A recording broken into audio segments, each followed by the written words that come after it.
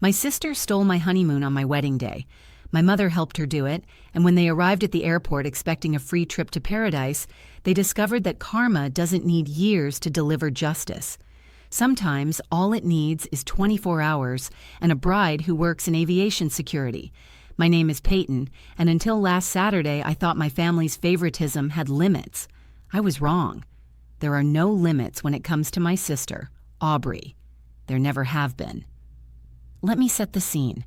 My wedding reception, the happiest day of my life. I had just married Blake, the love of my life. After 3 years of dating and a year-long engagement, 200 guests filled the grand ballroom of the Crestwood Estate, a venue Blake and I had saved up for over 18 months. Crystal chandeliers, white roses cascading from every surface, a string quartet playing softly in the corner. My maid of honor, Bella, my best friend since freshman year at NYU, had just raised her champagne flute for a toast. She had prepared something beautiful. I'd heard her rehearse it that morning, her voice cracking when she talked about the day she met Blake. That's when Aubrey struck. She walked straight to the head table, her emerald green bridesmaid dress skimming the floor. A dress I had chosen specifically because she'd complained that pastel colors wash me out. Even at my own wedding, I accommodated her preferences. She snatched the microphone from Bella mid-sentence, literally cutting my best friend off in the middle of a word, and turned to the crowd with that smile she's perfected over 28 years, the one that makes everyone think she's charming instead of calculating. "Sorry to interrupt," she said, not sounding the least bit sorry, "but I have some exciting news that really can't wait." A murmur went through the room. Blake reached for my hand under the table. His grip was tight with worry. He knew my family. He knew something awful was about to happen. We both knew. "Aiden proposed this morning," Aubrey shrieked, holding up her left hand to flash a diamond that definitely hadn't been there during the ceremony. I would have noticed. "We're engaged!" Half the room applauded, either too confused or too polite to acknowledge the massive breach of etiquette. Announcing your engagement at someone else's wedding, it's in every etiquette guide as the #1 thing you must never, ever do. But Aubrey has never read an etiquette guide in her life. Rules were for other people. Aiden, her boyfriend of 4 months, a man I had met exactly twice, stood up from his table and joined her, wrapping an arm around her waist with the proud smile of someone who had no idea he was participating in a social crime. But Aubrey wasn't finished. She's never finished. And guess what? We're leaving for Maui tomorrow morning. 2 weeks in paradise to celebrate our engagement. Maui. My honeymoon destination. Tomorrow morning. My departure date. The realization hit me like ice water. I looked over at my mother, seated at the family table. She was beaming, looking at Aubrey with a pride that she had never, not once in 31 years, directed at me. Her golden child had done it again, and she was bathing in the reflected glory. And in that instant, I knew exactly what had happened. My mother had access to my honeymoon reservation. I had shared the itinerary with her months ago when she insisted on knowing our travel plans for safety. At the time, it had seemed reasonable, even loving. Now I recognized it for what it was: reconnaissance. The confirmation emails, the flight details, the hotel reservation, the login credentials I'd given her, just in case. She'd given it all to Aubrey. Blake leaned toward me, his face pale. "Please tell me those aren't our tickets." I pulled out my phone under the table, hidden by the white linen, and opened the airline app with trembling fingers. My heart stopped. The reservation had been modified 6 days ago. The passenger names on the tickets, originally Peyton and Blake, had been changed to Aubrey and Aiden. My mother had used my credentials to steal my honeymoon and give it to my sister on my wedding day. Here's what my family didn't know about me. I work for the Federal Aviation Administration, not as a TSA agent at the airport checkpoint, but as a senior cybersecurity analyst specializing in airline fraud prevention and federal transportation security. What my mother had done wasn't just cruel, thoughtless, and morally repugnant. It was a federal crime, unauthorized access to airline reservation systems, identity theft, theft of services valued at over $15,000, wire fraud for using online systems to commit the theft, several federal offenses bundled into what she probably thought was just helping Aubrey have a nice trip. My mother had spent years downplaying my career.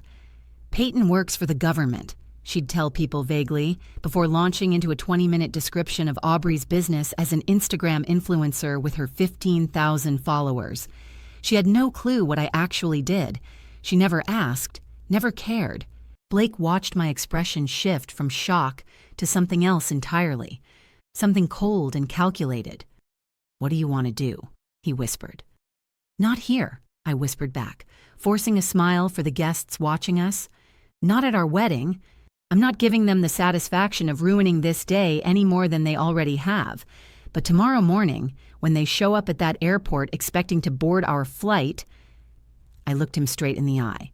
"They're going to learn exactly what happens when you commit federal fraud against someone who catches fraudsters for a living." The rest of the reception, I smiled. I danced my first dance with Blake, cut the cake, and pretended my heart wasn't shattered.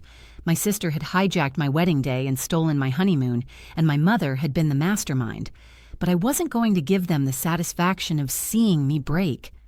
I waited. That night, when Blake and I were back in our bridal suite at the estate, a room we were now just using as a regular hotel room since we apparently had nowhere to fly, I made 3 calls. The first was to my boss at the FAA, Margaret Chavez. I explained the situation in clinical, professional terms and requested an official investigation into the unauthorized reservation modification. Margaret was horrified, not just as my boss, but as a woman who had been to enough weddings to understand the gravity. "We'll flag it immediately," she said. "And Peyton, I am so sorry. We'll handle this." The second call was to the airline's fraud department, where I had professional contacts from years of interagency cooperation. My contact, a lead fraud investigator named William, owed me a few favors from cases we'd worked on together. He flagged the reservation instantly and added notes to the file that would trigger automatic alerts when anyone tried to check in. The third call was to a friend at the FBI, an agent named Savannah Fuentes, who specialized in cybercrime and wire fraud. She was very, very interested in what I had to tell her. "They used your credentials to access a federal transportation system and commit fraud," Savannah said. "That's not a misdemeanor, Peyton. Those are serious federal charges. Are you sure you want to proceed? This is your family." "My family stole my wedding day," I said. "They humiliated me in front of everyone I know. They committed multiple federal crimes and thought they'd get away with it because they always get away with it when it comes to Aubrey." I took a deep breath. I'm done being the family doormat. I'm done being the responsible one who just takes it. I want this handled by the book. "Then we'll handle it by the book," Savannah replied. "I'll have agents at the airport tomorrow morning." Blake kissed my forehead when I finally put the phone down. "Are you okay?" "Not yet," I admitted, "but I will be. Tomorrow they're going to learn that actions have consequences, and we are going to have the best honeymoon story anyone has ever heard." The next morning, Aubrey and Aiden arrived at JFK International Airport at 6 a.m., ready for photo ops and video clips. Aubrey had already posted 3 stories about her surprise engagement trip, hashtagged Maui or Bust. My mother had driven them, probably planning to wave them off with tears and promises to FaceTime from paradise. She was likely already drafting the Facebook post about her daughter's romantic getaway. I know all this because I was watching from the Airport Security Operations Center, where I'd been granted special access to observe the situation on a live camera feed. They approached the check-in counter with their designer luggage, Louis Vuitton for Aubrey, a knockoff for Aiden. All smiles, high on excitement. Aubrey handed over their IDs and the confirmation number she'd screenshotted from my account. The airline agent typed for a moment. She frowned. She typed again. Her expression shifted from professional politeness to confusion, and then to something much more serious. She picked up the phone and made a discreet call. "I'm sorry, ma'am. There's a hold on this reservation. I need to get my supervisor." A hold? What kind of hold? Aubrey's voice, sharp with indignation, carried across the terminal. We have a flight to catch. We're celebrating our engagement. What happened next unfolded like a perfectly choreographed scene from a movie I had waited my whole life to see. 2 airport police officers approached the counter, then 2 more from the opposite side, then a supervisor in a suit. And then, this was the part that would make the news. 2 FBI agents who had been waiting near the gate, walking with purpose toward my sister. Aubrey? Aiden? Agent Fuentes stepped forward, her badge visible. You're being detained for investigation into suspected airline fraud, identity theft, wire fraud, and unauthorized access to a federal transportation system. Aubrey's face went white. What? No, this is a mistake. My mom booked this trip for us. It's a gift. Using stolen credentials from your sister's account, Agent Fuentes finished calmly. We're aware that your mother is being taken into custody at her home as we speak. The entire terminal had stopped to watch. Passengers had their phones out, recording everything. Airport security formed a perimeter. My sister, the golden child, the favorite, the one who could do no wrong, was being escorted away in handcuffs while her 4-month fiancé stood frozen in absolute shock, clearly having no idea what he had walked into. By the time Aubrey got to the federal building, my mother was already in custody. They had picked her up at her house, still in her robe, still checking her phone for updates on Aubrey's trip to Maui. Aiden was released after 3 hours of questioning. He genuinely had no idea the tickets were stolen, and his shock during the arrest was convincing enough. But Aubrey and my mother spent 16 hours in federal custody before being released on bond, pending arraignment.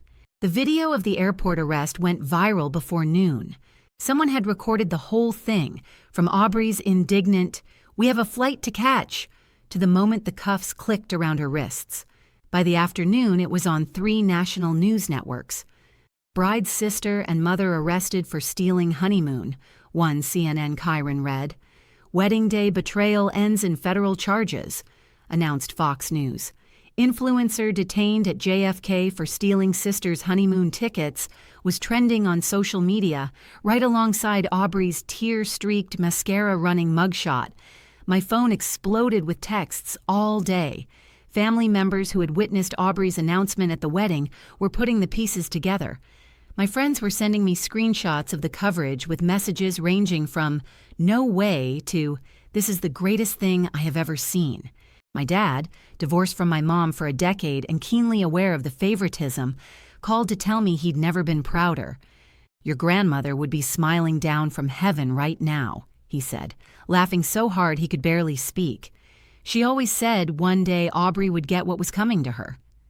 The airline, mortified by the security breach and the bad press, reached out with profuse apologies. They fully refunded the original tickets and upgraded Blake and me to first class on a flight leaving that afternoon. They also gave us complimentary access to their international first-class lounge, a $5,000 travel credit, and a personal apology from the Vice President of Customer Relations. We went to Maui, just as we had always planned, only we went with better seats, free champagne, and the best honeymoon story anyone had ever heard. My mother called 17 times while I was in the air. I didn't answer once. Aubrey sent 43 texts, ranging from tearful apologies to furious accusations that I had ruined her life. I muted her and watched the clouds pass below us. For 2 glorious weeks, Blake and I had the honeymoon we planned. We watched sunsets over the ocean, explored volcanic craters, swam in crystal-clear waterfalls, and ate our weight in Kahlua pig, fish tacos, poke bowls, and shaved ice. We didn't think about my family for a single second. It was perfect. When we got home, there was a letter from my mother waiting in a stack of forwarded mail. How could you do this to your own family? Aubrey could have a federal record now. My reputation is destroyed. The neighbors won't even look at me. All because you couldn't share one simple trip with your sister. You have always been jealous of Aubrey, and this proves it. You've always resented how close we are. Don't contact us again. You are no longer welcome in this family. I read it twice, then showed it to Blake. She still thinks she's the victim, he observed, shaking his head in disbelief. "She always will," I said. "It's who she is." I texted her back a single line. "You committed federal crimes against a federal employee. I enforced the law. If you can't tell the difference, then you're right. We shouldn't be in contact." 3 months later, Aubrey accepted a plea bargain to avoid a trial. 2 years of probation, 200 hours of community service, and a permanent mark on her record. My mother received similar terms. The judge noted in her ruling that their complete lack of remorse was troubling, and that only their status as first-time offenders kept them out of prison. Neither of them has spoken to me since. I consider that part my wedding gift to myself. I heard Aubrey's engagement to Aiden lasted exactly 11 days after the airport incident. Turns out he didn't want to marry someone with a pending federal fraud case. His family had concerns. Shocking, I know. Last week, my dad sent me a picture from his living room. On his wall, framed and hanging in a place of honor between his favorite fishing photo and his college diploma, was the headline from the New York Times about the arrest. His text read, "Finally have something to show people when they ask about my daughters. One's a federal officer who catches criminals. The other is a criminal. Makes for great dinner party conversation." I laughed so hard I cried. My sister announced her engagement at my wedding. She tried to steal my honeymoon with my mother's help. She ended up on the national news in handcuffs, and I ended up in first class on my way to Maui with the love of my life. Some people have to learn that actions have consequences. My sister learned it on national television, and that was the best wedding gift I ever received.